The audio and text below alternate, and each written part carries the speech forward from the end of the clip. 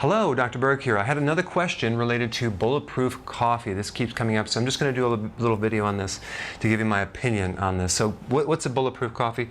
It's coffee with added butter or coconut oil, and it's blended, and then you drink that in the morning as like a meal replacement, and the fat allows you to go a long period of time. I think it's actually a good thing to start out with this because the fat really allows you to go the whole morning without being hungry for most people, and it's a great first step. So I think you should do this.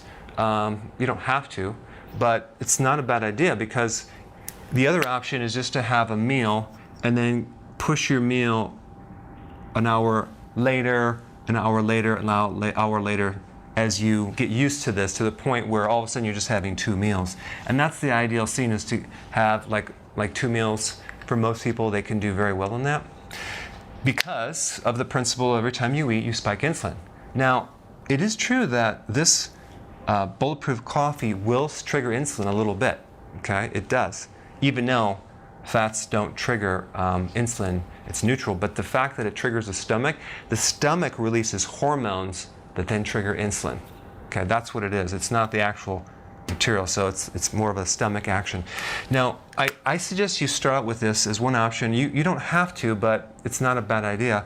And then what I recommend is when you become keto adapted, when things get more comfortable and you can go longer periods of time without being hungry, and you have no more cravings for sweets, and you have a lot of energy, you're not getting tired after you eat, you're not needing for sweets after you eat, keto adapted, then you may want to replace the butter, the butter and the coconut oil with maybe half and half or cream, okay? A little cream, just because that would lower insulin even more. And that way, it's not like you're even having any insulin spike. You can go right from here to here without any insulin spike at all. So as you transition, you might want to nix this. And the reason for that is some people find that this could kind of prevent them from maximizing their weight loss, okay?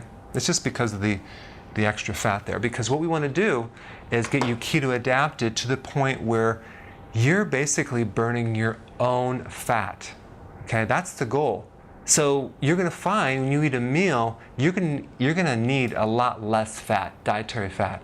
You're going to find that's too much fat, and you're not going to need as much after the meal, or you're going to feel a little nauseous. So you really want to adjust that, and you're going to find that you need less and less because you're burning your own fat between the meals. And it's a great situation because you slim down, but it's a much better fuel source.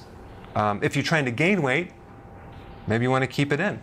But the only point is that this potentially could slow you down a little bit, okay? That's my opinion, and I'm sticking to it. Thanks for watching. Hey, you probably already subscribed, but if you haven't, press this little button down below, and I will keep you updated.